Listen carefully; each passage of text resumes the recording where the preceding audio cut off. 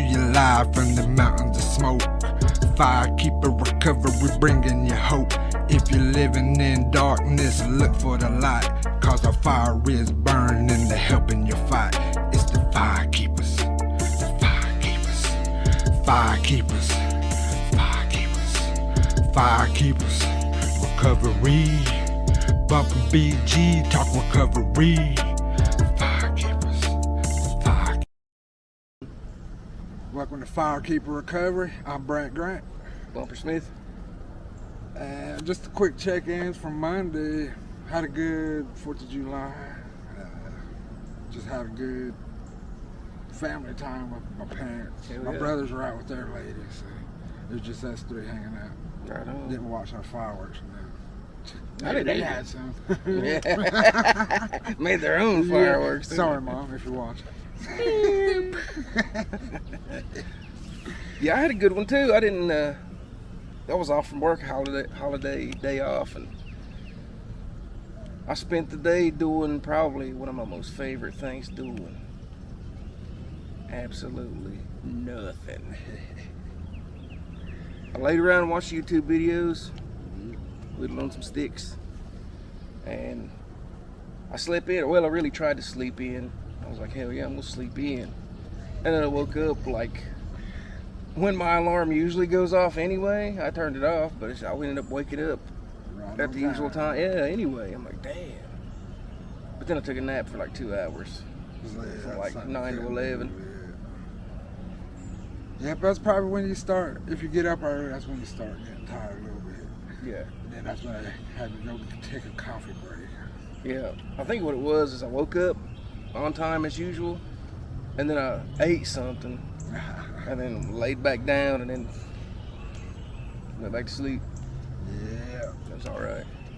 Yeah, that's why I try not to eat until after we do this, because I'll be all right. Just sit here. Yeah, especially if if you eat a lot of grease and a lot of sugar in any meal, it's just, you just fucking bog down and don't want to do anything. Yeah. I don't anyway. Right. So, well, coming off a holiday, you probably went back to work today. But you're not having your kids, so how are you managing your downtime? Managing my downtime, let's see. Well, today, we're doing this podcast. It's like a little extra midweek podcast. Thanks for the idea and inviting me to do that. Yeah. So I always enjoy doing these. And managing downtime is, the things that I use to manage my downtime are things that are most likely a permanent part of my routine that I do anyway. It's either I just do more of it, or for a greater length of time. Occasionally, I might do the old guy thing and just go for a drive and listen to loud music, singing in my car, but I stay on back roads, so I'm gonna be at the stoplight, jamming to a song, and somebody pull it beside me, like, what's this dude doing? So, yeah, that, and if I get to a point where, I feel like I want to still be doing something, but I don't want to do the usual stuff. Yeah. Then I'll break down and catch up on some extra housework. Like, I don't want to say deep cleaning, but clean up a little extra. Reorganize my stuff. Rearrange my sock drawer. Just whatever it is that's Occupy some time. Yeah, that requires my focus, in a modicum of concentration, just where you're gonna be not just thinking, I'm bored, anything to keep your mind from wandering. This is especially important in early recovery because, when your brain's still healing, it's you give it enough time to wander, just thinking loose random thoughts, it's going to want to start, the thoughts of use are going to creep in. I mean, they're going to either, I've been doing good for, X amount of time, I could probably, I could probably do a little bit and maintain and be all right, just this one time, and then take another long break, or I've been in recovery for X amount of time. I think I should treat myself. I should celebrate, just how well I've been doing, and it's completely counterproductive. And think about how ludicrous that sounds. Yeah, I'm going to celebrate my recovery with a return to use. Yeah. But that's how your mind can work in early recovery, especially. It's like an old hound dog sniffing something out. That's how the addicted mind will look for any kind of reason or justification for returning to use. Yeah, and in recovery, that's still what your reward was. Yeah. Was that drug. You're still learning that clean time is the new reward. Yeah. Retraining, as they say, retrain your brain. It's relearning how to do things that were fun and satisfying or fulfilling sober that you may have done, when you were using. It reminds me of Half Baked, where Chappelle goes to see that one guy. He's like, "You ever looked at the back of $1 on weed?" Because we seem to think that substances enhance the activities or whatever it is we do, but really it doesn't. It's just we're just fucked up. Yeah. Yeah. We're just looking for an excuse to let that other side out that when we're sober, it's easy to keep them down, or that whatever side is. That's kind of why I use now, or if I have a lapse, I want to let that dark guy out for a little while. Oh yeah. Yeah. The dark arts, just let them out, because it's up here, I have to deal with it, but if I let them out, everybody else has to deal with it. Something like that, If some you kind could, of rationalization. If you could find a way to, because everybody has, those aspects of light and dark within us. Everybody has that. It's the stupid two-wolf analogy. I fucking hate that analogy. It's so cheesy, but I mean, it's there's some truth in it. Yeah. Whichever one you focus on is the one that you're going to see manifest in your life.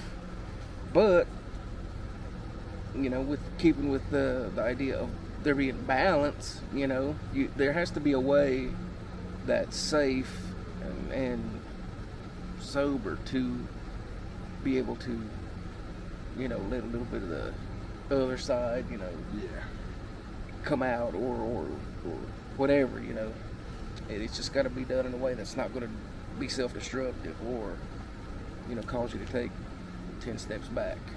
Right.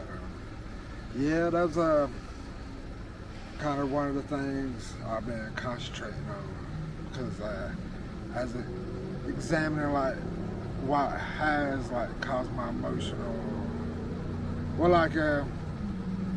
just my last lapse, what was causing it, and just talking over it. Well, maybe it was this or that. When I realized a lot of it was anxiety about future things that's the future still. And I have a lot of anxiety about that. And then I was like, well, where was my depression coming from that I was stuck in before that? Well, a lot of that was coming from my past. So my depression was coming from my past, and my anxiety and fear, and all them things are coming from the future. Then I should start concentrating on the present, being in the moment wherever I'm at. And I'm learning that that's bringing me more happiness and love and optimism. Yeah, it's just because I'm able to appreciate just being alive more. Being alive is the gift. Yeah, and everything else is the toppers. Yeah, the sprinkles, cherry on top. Think about this, man. It's never not the present moment. The past, what we refer to as the past, it only exists as this residual effect that we refer to as memories. And the future, as we call it, only exists in these scenarios that you make up in your mind, whether they're positive or negative. They're still just scenarios of what if, what could be, what should, whatever. Yeah. but it's always now, and it won't ever not be always now. It's like everything exists like simultaneously, and it's all happening all at once. But I don't know, because of the way our minds work, you know, you think like, oh, yesterday, you know, whenever I, you know, got up to get something to eat, that was yesterday. Well, when I was doing it yesterday, that was now. Yeah. You know, at that moment, you know, even the language can be tricky that we use, because it reinforces this notion that there's a past and then there's a present or a future, when really all the time it's always the present moment. It's always now. And what we're doing is tricking ourselves that it is not now, when we're always thinking about forward and back. It's almost like it's like the mind. The mind hates the now, because it doesn't have control over you. Because when your mind is like focusing on the past, you know, it's usually always like what you could have done, what you should have done, you know, all the, you know, maybe the mistakes you made or whatever, or focusing, projecting out towards this future, you know, as like what you could be doing. Well, yeah, there's somehow, some way, you know, you're missing out on something. Yeah. And it's just not so. But when you're in the moment, and you know, the practice of Zen Buddhism is like the practice of being in the present moment as full force and as long as you can, because then, you know, the mind can't rob you of the gift of living, like you were saying. Yeah. The gift of being alive. You know, you're not distracted from. You know, you're distracted from missing out on life itself. Yeah. And you're always in the past, or you're always in the future, and that's where your fears, anxieties, sorrows, you know, like, that's where it all comes from. At least all the stuff that you don't have to have, you know, the anxieties, fears, or whatever, that you don't have to carry with you, don't have to have. Yeah. Shit happens in life, you know. Everybody. It's just the flow of life, but at least, you know, the unnecessary stuff you don't have to like allow into your headspace or your life. Yeah, just to hang on to. Yeah. Yes. Yeah, because it's like any other thing, it's a habit too. You get stuck in. Yeah. Behavioral patterns. Yeah. I want everybody to feel sorry for me, so I always gotta have something wrong with me. Yeah, like Eeyore. Yeah. Yeah, like you think that maybe in some crazy way, it's like you're suffering, you know, like you kind of like latch onto it because it's part of a person, your identity. Yeah. Like if I don't have this great suffering or whatnot, you know, it's then who am I? Or you feel like you would lose a big part of yourself, or this idea of who you believe you are, who you think you are. Or even like, you know, I guess when somebody's like real egotistical, overconfident, you know, they identify with that so much that, you know, without that, you know, they feel lost, you know, if they don't know who they are, or you know, don't have an idea of who they truly are. I guess these things like can make you feel anchored to this this notion of who you believe you are. Yeah. You know, this mind created persona. Yeah, because it's only in your mind. There was a good quote the other day that I read. I can't remember. It was on a Facebook page. Every person I meet has a different version of me, and I'm the only one that has the version of myself. Yeah. And that's like, wow. And everybody, like the version, you know, I'm the only one that has the version of myself. It's my least favorite version, right? Right. God know where the bodies are buried, and everybody else just knows what you. Well, they know what they see, or their actions, their interactions with you, and how you've been in their presence. Yeah. I think we all, you know, want to project this the best version of who we want people to believe that we are or see us as. It's like it might be a Japanese saying about you know, a person wears 3 masks that they show.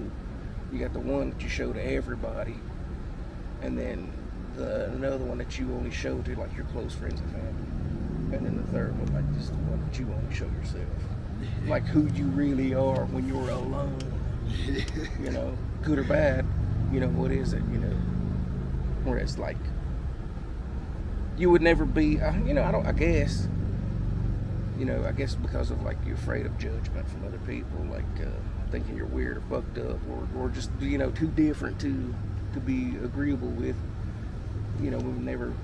It's hard for us to be like 100% truly authentic all the time. Right. Yeah, especially when you're still trying to understand who you are, and that's what you've been putting on was a mask. Yeah. Then you get clean and you're like, oh man, what do I like? What do I want? Because Yeah. all that was to get to a drug or get to a situation, to get some panties or whatever. Yeah. It's yeah. never what I really want, is what the situation calls for. And- My withdrawals. Right. I mean, it's even if it's shit. I don't know. I had it in my head how I was gonna say it.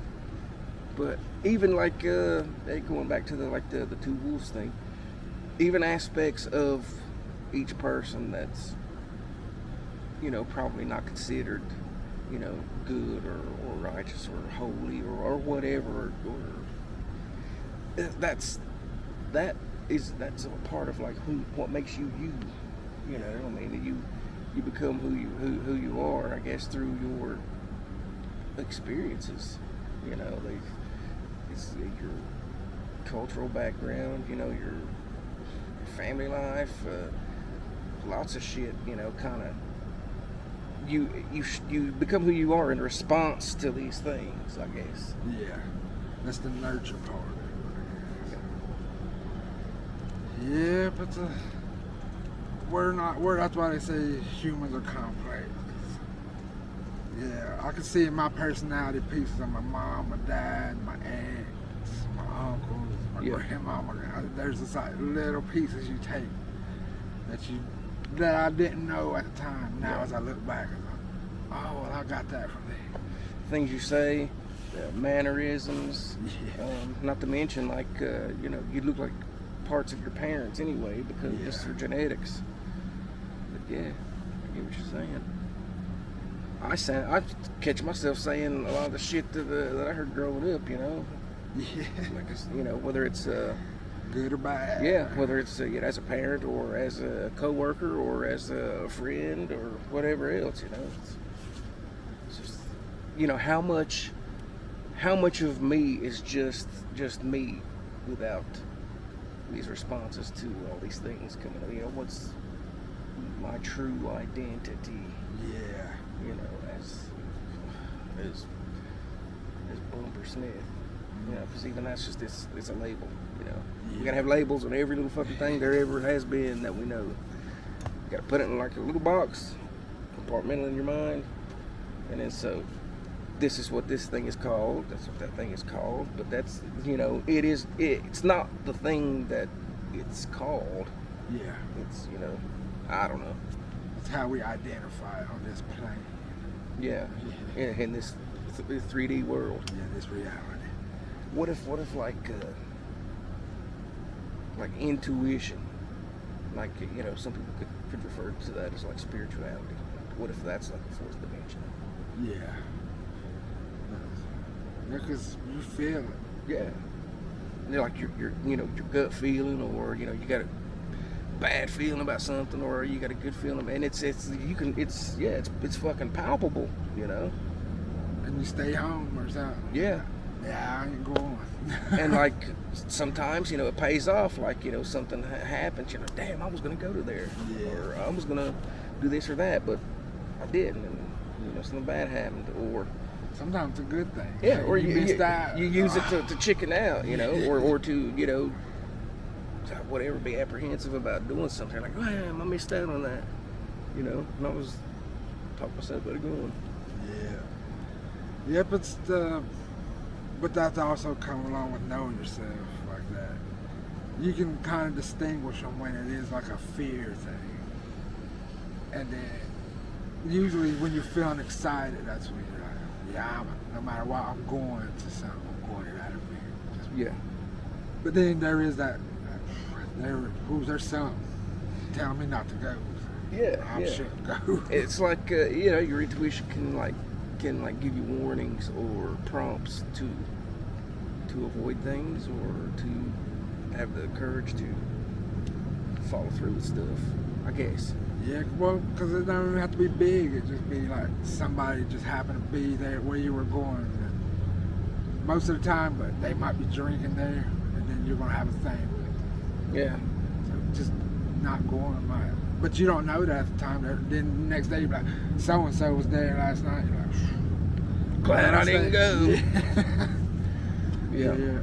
So I mean, it's not have to be like you're gonna die in a wreck or nothing. It's just like a little. It pays off just listening to yourself. Yeah. That's the main. That quiet, still voice in your mind. Yeah. Instead of that incessant stream of chatter, where just it's like watching a worm wiggle around, it just fucking goes everywhere in every direction. It's the practice of pulling back on the reins. Other than that, is I think it's a good practice for a person's mental health, and even just to be able to make clear choices, with your life going forward. But hey, we ain't got much else this week. I ain't got nothing new to talk about. Like, just a rally for recovery next Friday. Yeah. Oh, hey, at the Restoration House in Bryson, they got a lot of Humana food boxes down there. Swing by and get you one. Check it out. Heck yeah, and they'll be back at Birdtown on the 20th, I heard. Right. So come by and get some free grub. Heck yeah. And if anybody wants to follow us at YouTube, please go like and subscribe and all that good stuff to help the algorithm, as they say. And Big Native BG on Snapchat, Twitter, Instagram, and Brant on Facebook. And that's where you find these videos, on Facebook. Yep. And Res Life Recovery, gmail.com if you want to get in or interview, whatever. If you like the Marshall episode, come join us. Yeah, come be a part of it. Yep, tell your story and help others find hope in how you're doing your recovery. Yeah. And if Bumper has nothing else, I'm Brant Grant. This has been Firekeeper Recovery, and remember, we'll leave the light on for you.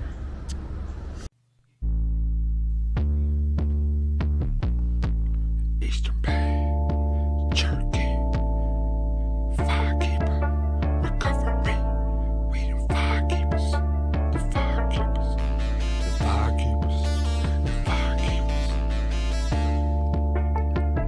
Yeah, coming to you live from the mountains of smoke. Firekeeper Recovery, bringing you hope. If you're living in darkness, look for the light, cause our fire is burning to helping you fight. It's the firekeepers, the firekeepers, firekeepers, firekeepers, firekeepers. Recovery, bumping BG, talk recovery.